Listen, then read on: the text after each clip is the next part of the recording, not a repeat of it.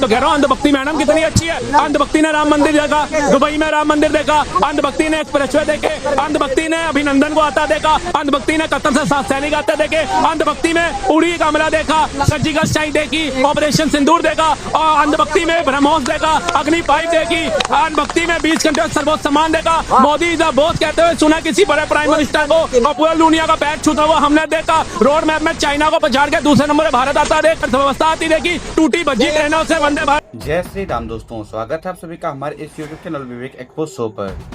का debate video BJP के प्रवक्ता सुधांशु त्रिवेदी और कांग्रेस पार्टी के प्रवक्ता अतुल पाटिल जी के बीच में होने वाला है।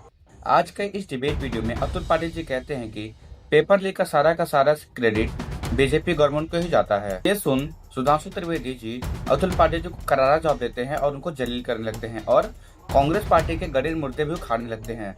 यह देख अतुल पाटिल जी बौखला उठते हैं और बीच स्टूडियो से उठ के भाग जाते हैं। तो वीडियो बहुत ही मजेदार होने वाला है, लेकिन उससे पहले इस वीडियो को लाइक करके इस चैनल को सब्सक्राइब कर दीजिए और किस पार्टी को सपोर्ट करते हैं कमेंट में जरूर से बताइएगा। तो चलिए शुरू करते हैं। पहले हमारी सरकार ने सोनम वांगचुक जी का जाकर जो धरना था वो समाप्त करवाने में सफलता हासिल की। उसके बाद जो छात्र प्रदर्शनकारी थे उनके साथ 2-3 राउंड बात की। बात तो सही है। इतनी भी उदारता दिखाई कि उन्होंने कहा सरकारी स्थान की बजाय प्राइवेट पे होगा, वहां पर भी कर लिया, उस चीज को भी मान लिया। प्रधानमंत्री जी ने फास्ट ट्रैक कोर्ट की भी घोषणा कर दी। उसके बाद प्रधानमंत्री जी ने कैबिनेट में पास करवा दिया। अब हम एक नया बिल भी लेके आ गए और हाई पावर टास्क फोर्स भी। इसे कहते हैं संवेदनशीलता के साथ संवाद और समाधान। बात तो सही है। इन लोगों के साथ क्या है? कुटिलता के साथ अराजकता और घमासान। बड़ी सिंपल सी बात है।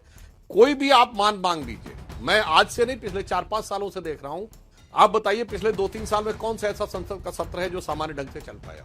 क्योंकि एक मांग के बाद कोई दूसरी मांग आनी है। मतलब इनका मांग पत्र विपक्ष का ऐसा रहता है अंजना जी, ये कहे मेरी तो बड़ी सिंपल सी मांग है, कागज रखा है प्लेन, उस पर कुछ लिखा नहीं होता है, बस इस पे लिखा है पीटीओ प्लीज टर्न ओवर, और दूसरी तरफ भी पीटीओ लिखा है। बस कहेंगे हमारी तो इतनी सी मांग थी, पलट दो कागज, पलटते ही रहो, उसका कोई एंड नहीं होने वाला है। कारण सिर्फ यह है कि क्रेडिट की लड़ाई थी और अहम की लड़ाई थी विपक्षी दलों में। और यह मैं पुनः कहना चाहता हूं, आज तक किसी विपक्षी दल ने इस मुद्दे के ऊपर एकजुट होकर एक प्रस्ताव नहीं दिया है। आज हमारे जितने विरोधी बैठे, पूछता हूं, इंडी अलायंस के लेटर हेड के ऊपर संसद में आपने चर्चा का प्रस्ताव दिया? नहीं दिया, क्योंकि सबको अपनी अपनी रोटी सेकनी है अपने अलग अलग चूल्हे के ऊपर। बात तो सही है। जब अपनी अपनी रोटी अपने अलग अलग चूल्हे पे सेकनी है तो कैसे इसमें समाधान की बात संभव है? समाधान सरकार व्यवस्थित ढंग से कर रही। अभी डायरेक्टर आईआईएम कोलकाता आप लोगों को बता रहे थे कि 5 पॉइंट्स होते हैं और उसके बाद टेक्नोलॉजी के थ्रू कैसे इस चीज का समाधान निकाला जा सके, उसके लिए जिस लेवल के लोगों की कमेटी बनाई है, Nandan Nilakanthi ji, ISRO chief, former director IB और डायरेक्टर आईआईटी मद्रास, अगर आप देखें तो मुझे लगता है इससे ज्यादा व्यवस्थित प्रयास, ईमानदार प्रयास जो सरकार की तरफ से किया जा रहा है वो संभव नहीं है। अरे बाप रे, ये तो धोती खोल रहा है। इसीलिए हम ये कहना चाहते हैं कि अगर इस विषय पे समाधान के लिए प्रयत्नशील, मैं पुनः कहना चाहूंगा विपक्ष को, आप सारी बातें छोड़िए, कल संसद में आइए और जब कठोर कानून बनने जा रहा है उस कठोर कानून पे डिस्कशन करिए। फिर आपके जो कंसर्न है सब बोलिए, सबकी बोलने की छूट है। और यह भी बात हो गई कि भाई हम तो राज्यसभा की बिजनेस एडवाइजरी कमेटी में भी है, 7 घंटे की चर्चा के लिए कह दिया और सभापति ने कह दिया आवश्यकता होगी तो उससे भी अधिक बढ़ाया जा सकता है। यानी अगर आप 7-8 घंटे में जो बोलना होगा, जो विचार व्यक्त करना होगा करिए, मगर अगर आपको कोई ना कोई बहाना ही बनाना है, पेन पेपर पे दोनों तरफ पीटीओ लिख के ये कहना है कि मेरी तो सिर्फ इतनी सी मांग है, तो मुझे लगता है उसका कोई समाधान नहीं हो सकता। और दूसरी बात मैं कहना चाहूंगा, जो राहुल गांधी जी कहते हैं पैलेट गन के संदर्भ में, एक बड़ी सिंपल सी बात है। एक तो पुलिस ने कहा है कि उसके पास पैलेट गन है नहीं, यूज नहीं करते। दूसरा मैं बड़ी सामान्य सी बात कहना चाहूंगा, भाई पैलेट गन के छर्रे छितरा के निकलते हैं, भीड़ में वो सिर्फ एक ही व्यक्ति को लगेंगे, ऐसा साइंटिफिकली संभव नहीं है। अगर होंगे तो कम से कम 8-10 लोगों को लगेंगे, क्योंकि वो छितराते हैं।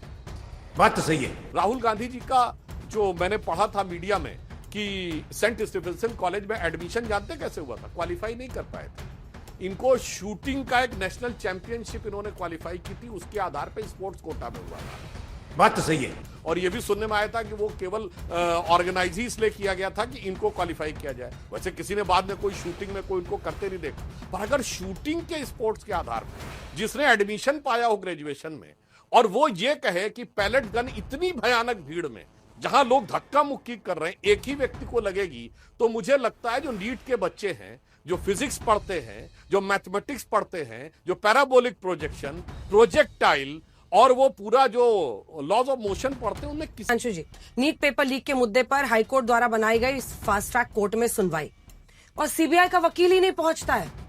अरे बाप रे! ये किसकी गलती है बता दीजिए? ये कांग्रेस की गलती है या ये समाजवादी पार्टी की गलती है या किसकी गलती है सर? Good question.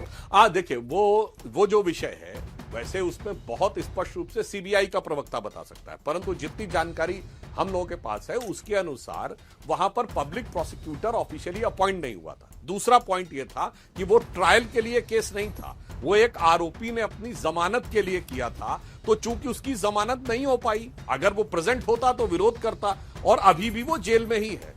वीडियो में आगे बढ़ने से पहले इस वीडियो को लाइक करके इस चैनल को सब्सक्राइब जरूर से कर दीजिए, क्योंकि हमारे आने वाली वीडियोस आपको जल्दी से जल्दी मिल जाए।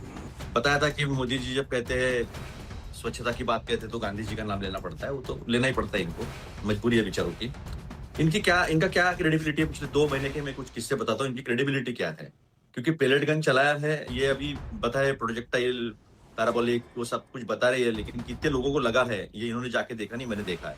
एक ही आदमी को इतना मारा है, बहुत लोगों को मारा है, कील लगाकर लाठी को मारा है, इलेक्ट्रिक शॉटगन चलाई है और AK-47 चलाई है। अभी मैं देखा था आपके यहाँ नीचे चल रहा था कि हवा में फायरिंग किया है, मैं देखा नहीं कभी इसे नीचे टारगेट करके हवा में फायरिंग किया AK-47 का। और वो संबित पात्रा जी, वो बवासीर के डॉक्टर, वो तो कह रहे थे कि AK-47 से गोली ही नहीं चलती। तो ठीक है, राहुल गांधी को गाली देकर इनको बहुत खुशी मिलती है, तो इनकी खुशी इनके पास रहे। लेकिन मुझे एक बताइए, शिक्षा सचिव इन्होंने बदले, कौन से शिक्षा सचिव को लेकर आए? वो गंगवार को, जिसने खीरे में 1.25 करोड़ की सब्सिडी जो है खुद को ही दे दी। SIT इन्होंने अपॉइंट की थी अयोध्या चढ़ावा चोरी में, और उसमें जो SIT का प्रमुख था, बोला दूध का दूध, पानी का पानी हो जाएगा। और कौन है? विजय विश्वास पंत, जिसके ऊपर खुद के ऊपर 420 का गुना दाखिल है। एक लाया था बजरंग बागरा, नालको का CMD था, उसके ऊपर CBC ने उसको क्लियरेंस नहीं दिया, लेकिन उसको वहां पर महासचिव बना के लाया। तो इन्होंने जो भी काम किए हैं, इसके पहले का भी कानून बड़ा सख्त था, और सख्त कानून में इन्होंने संजय मुखिया को छोड़ दिया, एकदम बरी कर दिया, और उसी दिन बरी कर दिया जिस दिन ये सब चला। तो सवाल ये है अंजना जी, चर्चा तो करनी है, कोई उसमें डाउट नहीं है, लेकिन क्या इस देश के गृह मंत्री ये बताएंगे कि सिविल ड्रेस में कौन सी पुलिस को इन्होंने अधिकार दिए थे? आशा करता है यह वीडियो आपको पसंद आया होगा, इसलिए इस वीडियो को लाइक करके चैनल को सब्सक्राइब कर दीजिए, और आप किस पार्टी को सपोर्ट करते हैं कमेंट करके जरूर से बताइएगा। मिलते हैं अगले वीडियो में, तब तक के लिए जय श्री राम।